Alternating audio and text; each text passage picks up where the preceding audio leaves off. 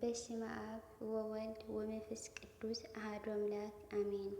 ክፉእ ሓሳብ ናብ ጽቡቕ ሓሳብ ምልዋጥ መጽሓፈ ምሳሌ 15:4 ልዝብቲ ልሳን ኦም ሕይወት እያ፣ ቀናን ልሳን ግን ንመንፈስ ትሰውሮ። ክፉእ ሓሳብ ናብ ጽቡቕ ሓሳብ ምልዋጥ መንፈሳዊ ዛንታ። ሓደ መነኮሴ ወይ ከዓ ፈላሲ ብሓደ ገዳም ኣምኔት ወይ ድማ ኣመሓዳሪ ተሾይሙ ይመርሕ ነበረ። ንሱ ድማ ሓደ ረዳኢ መነኮሴ ነበረ እሞ ናብቲ ገዳም ዝመፁ ሰባት ኣጋሽ እናተቐበለ እግሮም እናሓፀበ ናብ እንዳ ኣጋሻ መዕረፊ ቦታ የቕምጦም ነበረ። በዚ ስራሕ እናሃለወ ሓደ ዝተምሃረ ሰብ ናብቲ ገዳም መፀ። ከም ስርዓቱ ተቐቢሉ መዕረፊ ቦታ ሃቦ።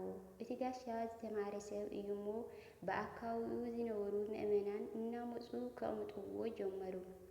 እቲ ናይ ገዳም ኣመኔት ወይ ከዓ ኣመሓዳሪ እዚ ርኡ ንሃተይ ስልጣን ክምንጥለኒ እዩ እዚ ሰብ ዝኸውን ኢሉ ቅንዓት ሓደሮ።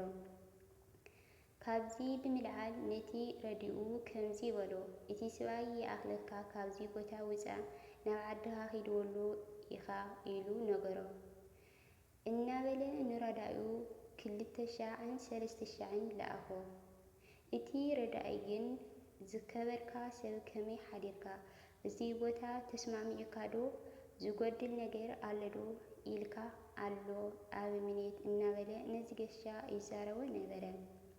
ከምዚ እናበለ ምስቃኔ ካብ ዕለታት ሓደ መዓልቲ እቲ ኣበምኔት ተናዲዱ ኮርዩ።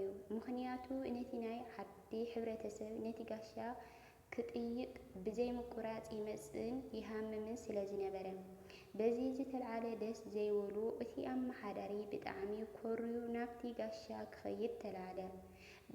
መንፈሳዊ ዝኾነ ረዳኡ ቀዲሙ ናብቲ ጋሻ ከደ እሞ ኣምኔት ንዓኻ ክጥይቅ ክርኡ ክመጽእ እዩ እሞ ወፂኻ ተቐበሎ ኢሉ መኸሮ። እሽኡ ንሽኡ ኣምኔት ምስ በጽሐ ተቐበሎ። እንታይ ኮይንካ ደኣ ዝለኣኸልካ ዘለኹ ኣይበፅሐካን ድዩ በሎ። ሓፍ ኮፍ ዝብል ቃላት ብምዝራብ እቲ ጋሻ መሊሱ ይነግረኒ እባ በሎ።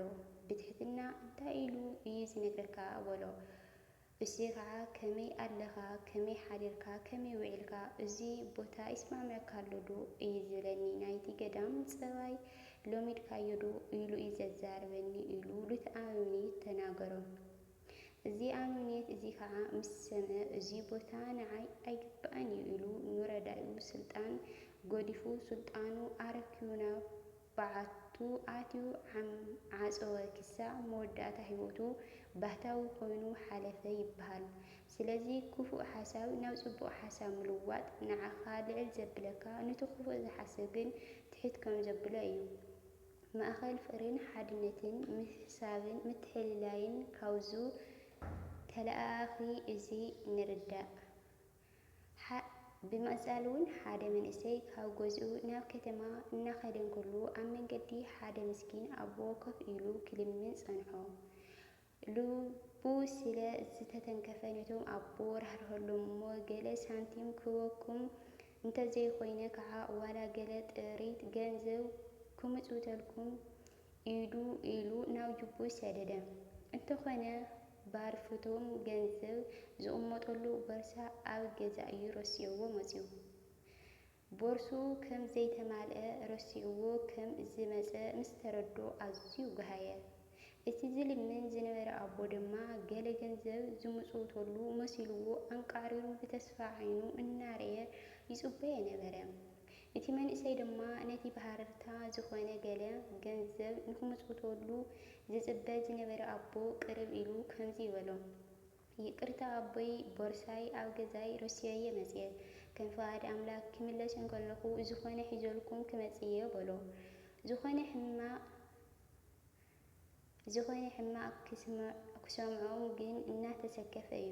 እቶም ኣቦ ድማ ገጾም ብፍሽኽታ እናተመልአ ዝወደይ ኣዝየ እየ ዘመስግነካ፣ ካልኦት ካብ ዝምፅውትለይ ንላዕሊ ሂብካኒ በልዎ። እቲ መንእሰይ ነገራት ተሓዋዊስዎ ከመይ ማለት እዩ ኣቦ፣ ኣነ እኳ ዝኾነ ገንዘብ ኣይሃብኩኹምን በሎም። ዝወደይ ገንዘብ ንኽትበኒ ሓሲብካ ገንዘብ ከም ዘይብልካ ምስ ፈለጥካ ይቅርታ ሓቲትካኒ፣ ኣቦይ ከዓይልካኒ እዚ ቃላት ቅድሚ ሕጂ ካብ ዋላ ሓደ ሰብ ሰሚዑዩ ኣይፈልጥን እየ። ካብዚ ኣጽዋዕዋ እዚ ንላዕሊ ዝፈትዎ ዘኽብሮን ነገር የለን በልዎ። ስለዚ ክፉእ ሓሳብ ናብ ጽቡቕ ሓሳብ ምልዋጥ ተመሊሱ ንዓኻ እዩ ዘኽብረካ።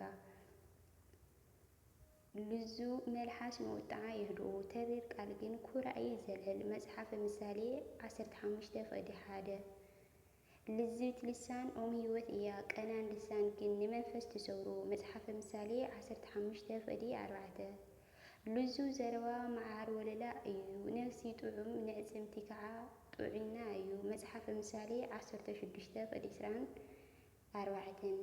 ልዙብ ዘረባ ኣዕጽምቲ ይሰብር። መጽሓፈ ምሳሌ 25:15 ከምዚ ዝቁረጽ ሰይፊ ገይሩ ዝዛረብ ሰብ ኣሎ። መልሓስ እቶም ጠቢባን ግን ጤና እያ፣ ካብኡ ከዓ ጽቡቕ ቃል የውፅኡ። መጽሓፈ ምሳሌ 12:18 ኣሜን ስለቃሉ ናይ ቃል ባለቤት ልዑለ ባሕሪ እግዚአብሔር ኣምላኽና ሽሙ ዝኸበረ ዝተመስገነ ይኹን።